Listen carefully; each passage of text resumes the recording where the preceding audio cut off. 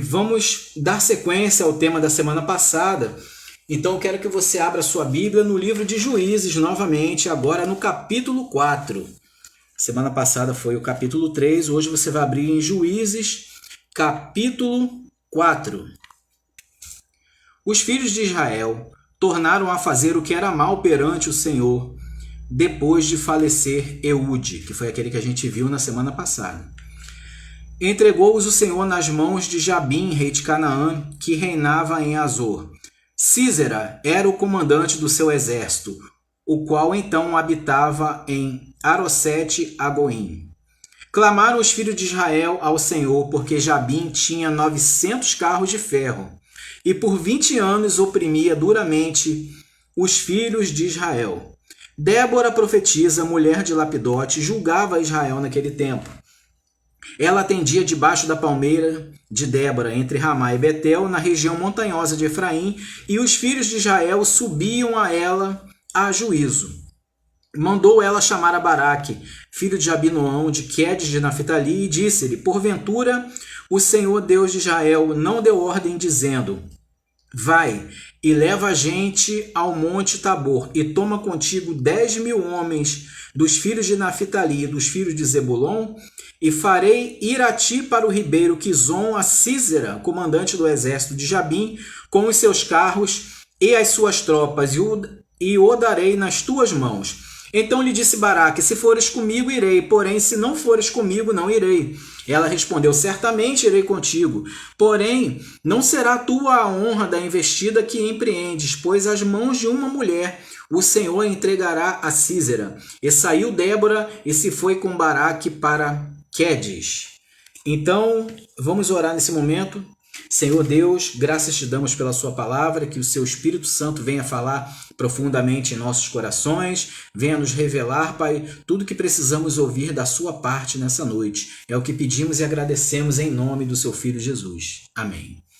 Então, a gente dando sequência aqui na nossa história da semana passada, a gente agora, depois dos 80 anos de paz, né, que foram conquistados ali quando Eude matou Eglon, que você viu aí, né, você esteve conosco aqui na live passada. Então, depois desses 80 anos de paz, o povo novamente começou a praticar atos errados, né? O povo não aprendia, né? Você via que o povo sempre estava sofrendo por isso e eles pareciam que não aprendiam. E eles começaram a fazer o que era mal perante os olhos do Senhor, como diz o versículo 1. E veio Jabim, o rei de Canaã, e invadiu Israel. Ele começou a dominar e ele oprimiu o povo durante 20 anos. Então você vê que sempre está aumentando a pena, né? E o povo demorou 20 anos para clamar ao Senhor, né? E como a gente falou semana passada, quanto tempo você tem esperado para clamar? Será que quando o inimigo vem sobre a sua vida, você já tem clamado ao Senhor? Você já tem estado em comunhão? Ou você vai ficar esperando passar muito tempo para clamar ao Senhor? Será que você vai tentar dar um jeitinho com a sua força, com o seu dinheiro, com o seu conhecimento? Ou você já vai clamar ao Senhor, né, de imediato? O povo lá demorou muito, demorou 20 anos. E aconteceu o seguinte, naquela época, quem era a juíza do povo era Débora. Então você já vê aqui um fato inusitado de uma mulher ser a juíza. Porque você sabe que na sociedade deles, o homem sempre era quem comandava tudo. Mas dessa vez tinha ali uma juíza chamada Débora, e ela, além de juíza, ela era profetisa. Então ela ficava debaixo da árvore e o povo ia conversar com ela para pedir orientação, para pedir conselhos, para saber como deveriam proceder. Então Débora, ela tinha recebido uma palavra do Senhor. Ela é uma mulher que tinha intimidade com o Senhor. E ela recebeu de Deus que era para Baraque, que era o comandante do exército, pegar 10.000 homens de Zebulon e Naphtali e partir para um determinado lugar, porque ali ele lutaria contra o exército de Jabim e ele venceria. Apesar do exército dele ser menor, apesar deles serem mais fracos, apesar do exército de Jabim ter carros de ferro, então aí você já vê que existe uma grande diferença das forças armadas de um para o outro, porque carros de ferro significava que os cananeus eles dominavam a metalurgia enquanto Israel não dominava.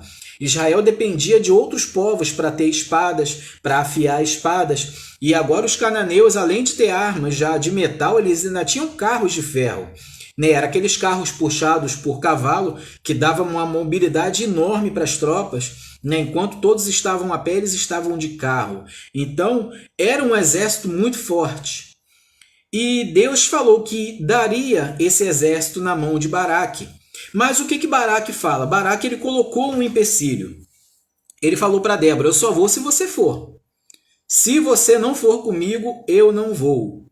Então ela falou, olha, por causa desse seu ato, você pode ler na tradução NVI que fala isso, por causa dessa sua atitude, você não vai receber o crédito pela vitória, mas Deus vai entregar Sísera nas mãos de uma mulher.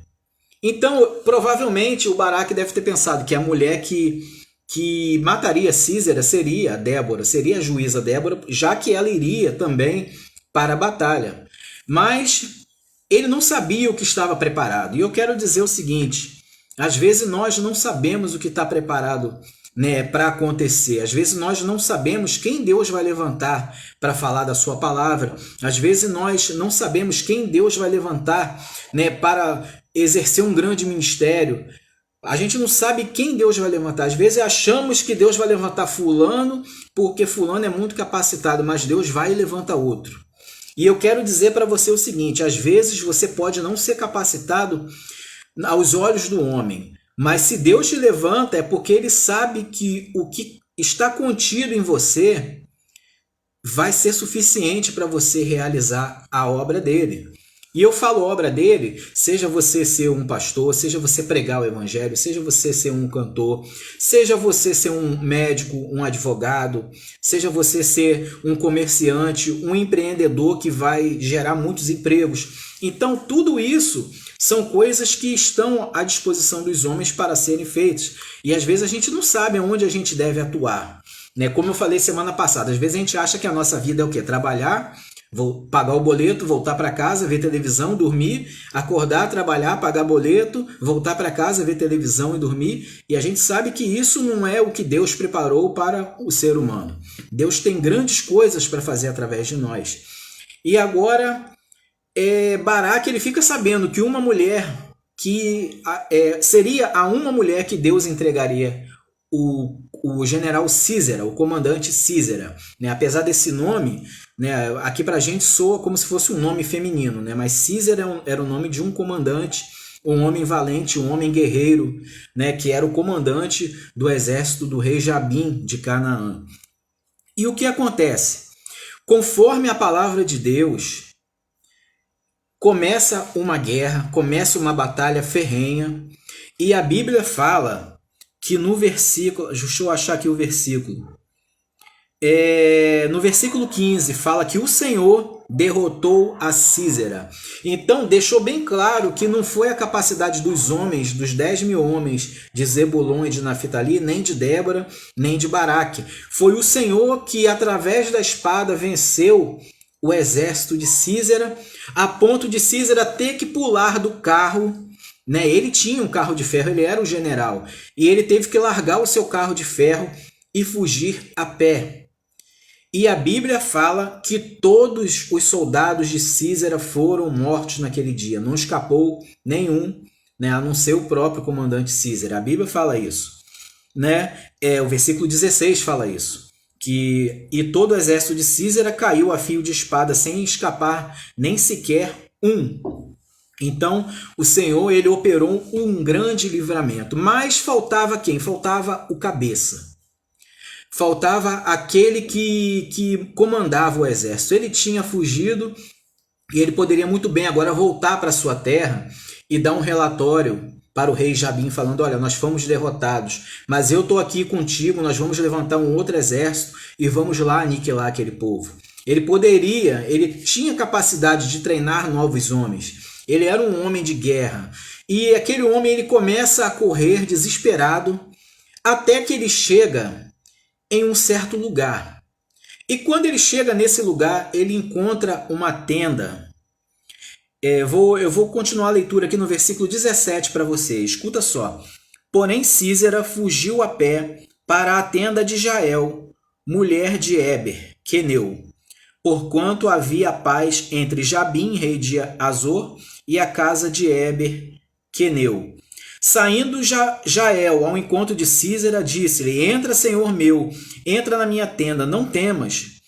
Retirou-se para a sua tenda e ela pôs sobre ele uma coberta. Então agora o Císera ele chega no lugar que ele chega na tenda de Jael. Quem era Jael? Jael era a mulher de Éber. E a Bíblia fala que Éber era um queneu. O que significa um queneu? Queneu era um povo que eles eram parentes dos midianitas. E um queneu muito famoso, que a gente já falou dele aqui em uma live, foi Jetro, o sogro de Moisés. O sogro de Moisés era queneu. Moisés se casou com uma mulher desse povo, né? Então, era um povo conhecido e era um povo que eles já tinham feito, né, bondade para Israel. Quando Israel estava caminhando para destruir Jericó, os queneus estavam ao lado deles, né, até chegarem a Jericó. Os queneus estiveram ao lado deles, os queneus agiram de benevolência com eles. Tanto que é como se Israel agora ficasse com uma dívida com eles, a ponto de mais tarde, na época dos reis, quando Saul ia destruir os amalequitas, ele falou assim para os queneus: olha, se afastem dos amalequitas, porque nós vamos lá matar e destruir todo mundo. E nós não queremos que vocês sejam destruídos junto com eles. E eles se afastaram. Né? Por quê? Porque Israel prezava, né? Israel tinha uma amizade com os queneus por causa, né, porque durante a travessia do deserto os queneus foram benevolentes com eles. Então Israel tinha essa gratidão com eles.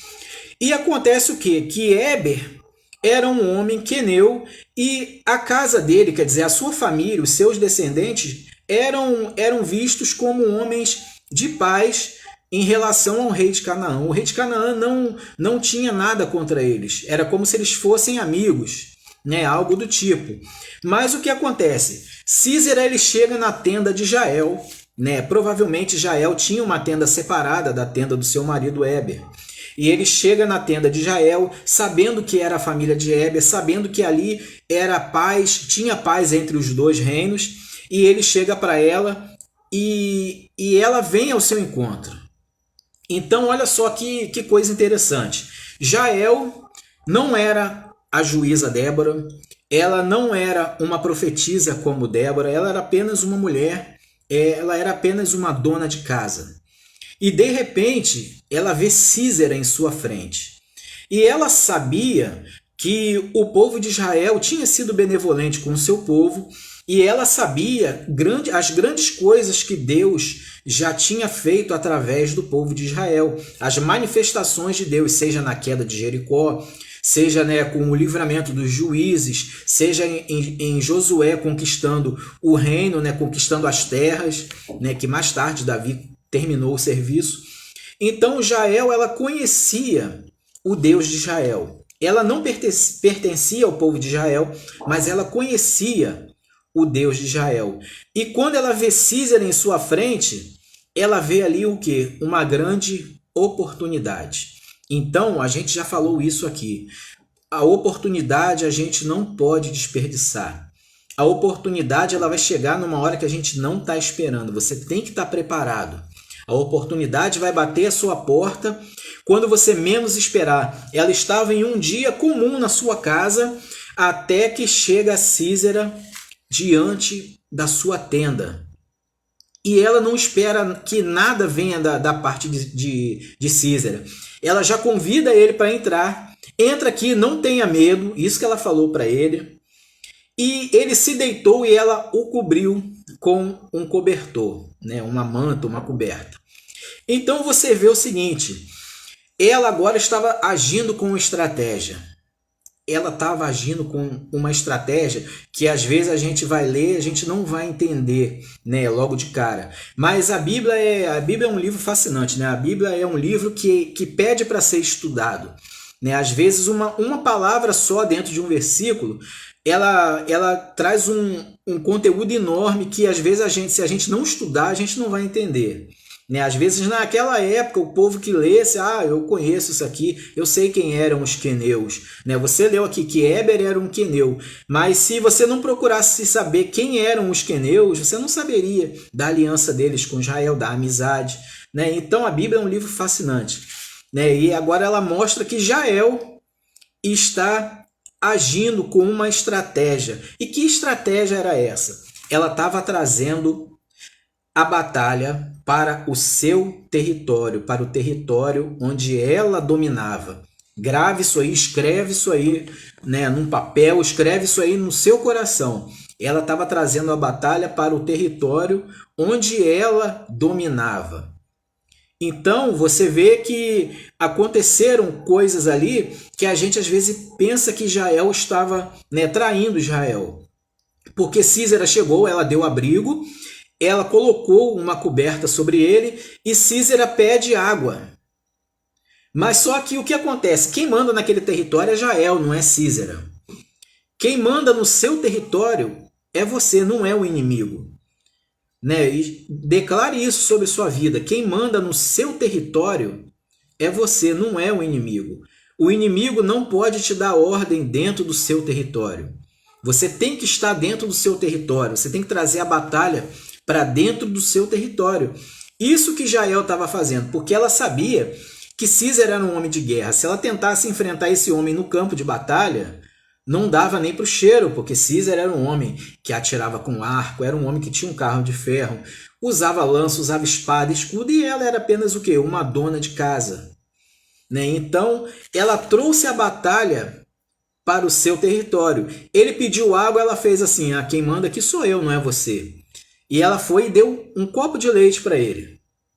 Né? Ela deu um copo de leite, ele tomou aquele copo de leite e ele falou assim, olha, agora você fica na porta, se alguém chegar e perguntar se tem alguém aqui dentro, você fala que não. Ora, ele querendo dar ordem de novo e ainda querendo que ela mentisse. Né? Ele estava querendo dar ordem.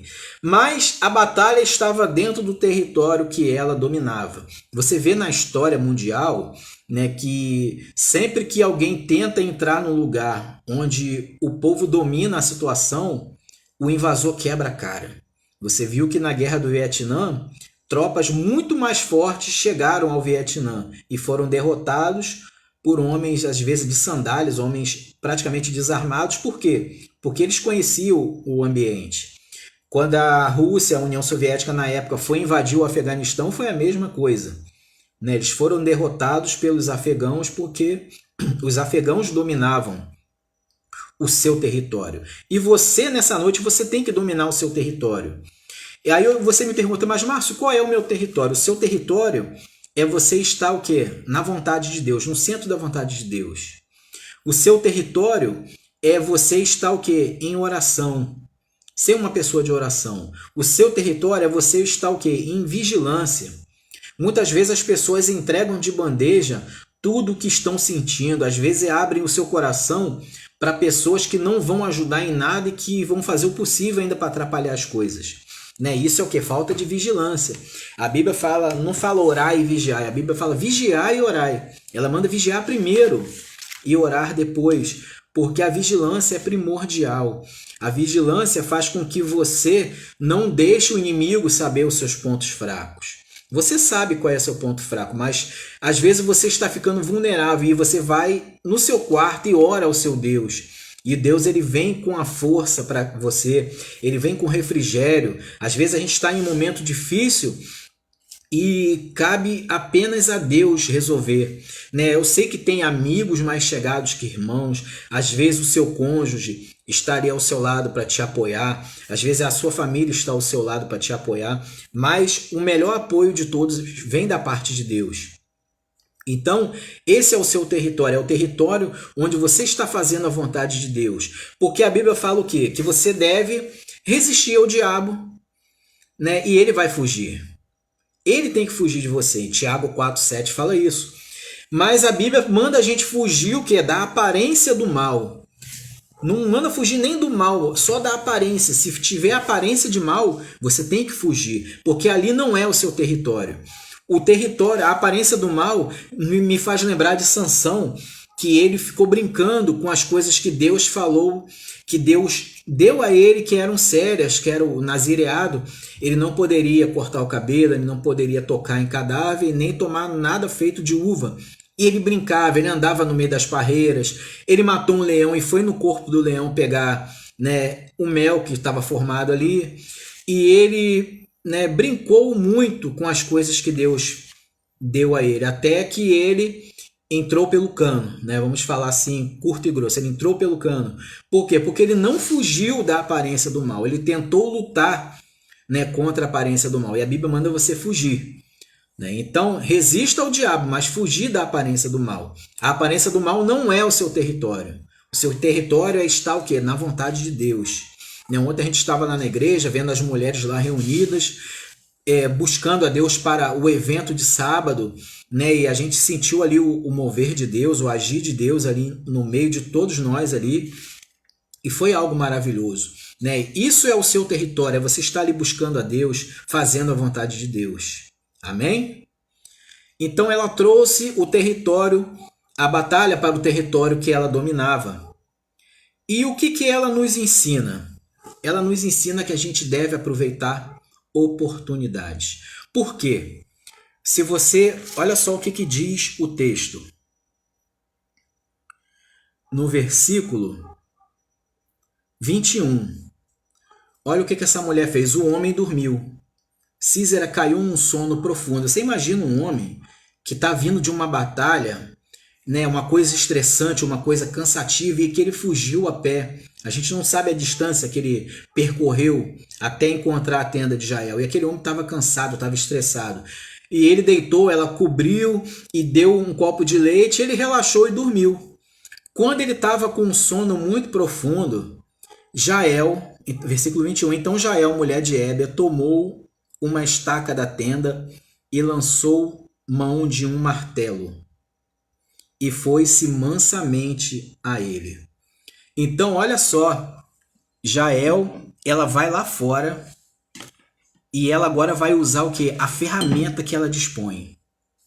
Então, eu quero mostrar a você o seguinte, Deus ele te dá ferramentas. Se Deus te levanta para uma obra, você já tem as ferramentas necessárias. Pode ser que a ferramenta aos olhos do homem não tem nada a ver.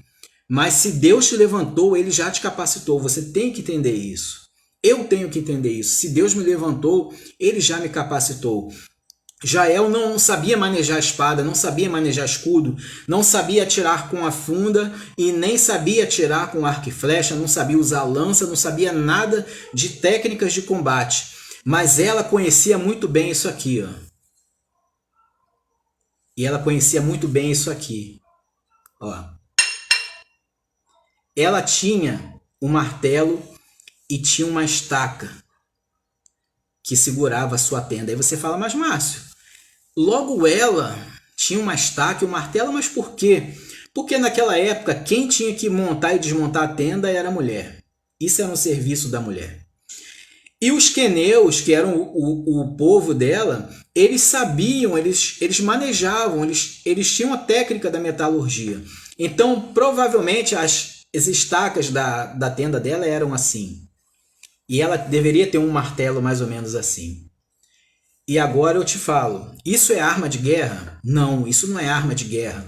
Mas ela dominava o seu território. E no território que você domina, né, você tem as suas próprias armas de guerra. Você não precisa querer imitar o pastor fulano de tal, o cantor fulano de tal, o evangelista fulano, para ser uma pessoa que vai falar com autoridade, que vai trazer a palavra com autoridade. Não, você faz, né, vamos falar assim, faz o seu, que Deus já te levantou com o seu próprio talento. Ela tinha o talento com o martelo e com a estaca. Era uma coisa que ela já tinha treinado muito na vida dela. Né? Você já viu aquele filme, né, do Karate Kid, que o Daniel San tem que pintar a cerca, tem que pintar a casa, tem que lixar o chão, tem que polir o carro e ele acha que ele está sendo escravizado ali. Quando ele vê, ele já estava aprendendo o karatê, né? Eram os movimentos do karatê. Então, era como Jael. Várias vezes ela já teve que martelar estacas para poder armar e desarmar a tenda. Porque a tenda era o lugar que ela dominava. Ela era a dona daquela tenda. Então eu quero dizer para você, domine o seu território. Ninguém tem autoridade de montar e desmontar a sua tenda. A sua tenda cabe a você montar e desmontar, né? Ela desmontava o quê? Para poder se mudar para um lugar melhor. Ela aí montava, ficava um tempo, depois, quando os recursos já estavam, né, terminando, ela saía dali e ia para um outro lugar. Então, o seu território é dominado por você. O inimigo ele não pode dominar. E ela vai mansamente a ele, o versículo 21, continuando. E lhe cravou a estaca na fonte, bem aqui, ó. Ele estava deitado possivelmente assim de lado, né? E ela cravou a estaca na sua fonte, de maneira que penetrou na terra. E estando ele em profundo sono e muito cansado, morreu. Então, ela usou uma coisa que ela já usava todos os dias. Ela usou a própria arma dela contra o inimigo, e ela atingiu o que? A cabeça do inimigo. Isso me faz lembrar lá de Gênesis 3, quando Deus fala que viria alguém que ia esmagar a cabeça da serpente, e esse alguém seria Jesus.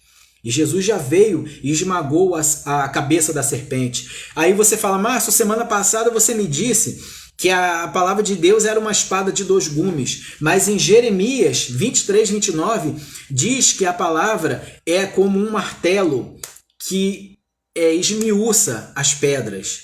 Então, não importa a arma que você tem, não importa o talento que você tem, não importa o que você tem que usar.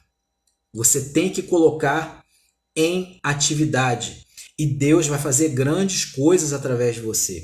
Aproveite as oportunidades. Ela viu ali uma oportunidade única em sua frente. E ela firmou um propósito. Ela falou, eu vou, né, destruir esse inimigo. E ela não fez isso para se gloriar. Ela não fez isso para aparecer. Ela fez porque ela queria ver o povo de Israel livre daquela servidão. Já de 20 anos, né, de massacre. E agora ela queria acabar com aquilo. Queria ser um instrumento, né, para que aquela escravidão, aquele domínio acabasse. E ela usou as ferramentas que tinha. E ela foi uma mulher que ficou conhecida na história. Apesar da Bíblia mencionar, né, são poucos versículos que falam sobre a vida de Jael. Mas ela é uma mulher que ficou marcada na história. Então, ela usou as ferramentas que tinha. E eu pergunto, você sabe quais são as ferramentas que você tem? Você sabe que tem ferramentas, né? A palavra é ferramenta disponível a todos. A oração é ferramenta disponível a todos. A autoridade que o nome de Jesus, né? A autoridade que Jesus nos deu, ela é a nossa ferramenta. A Bíblia fala que os sinais seguiriam aos que crerem. Eles curariam enfermos, expulsariam demônios. E eu sei que são ferramentas para o povo de Deus. Mas além disso, você tem aptidões, você tem conhecimento, você tem técnicas, você tem coisas que ninguém tem, coisas que você tem que colocar em prática. Às vezes você é um ótimo negociante, às vezes você tinha tudo para ser um patrão abençoado, às vezes você tinha tudo para ser um grande médico, né, e salvar muitas vidas, mas aí começa a vir o que? O vitimismo.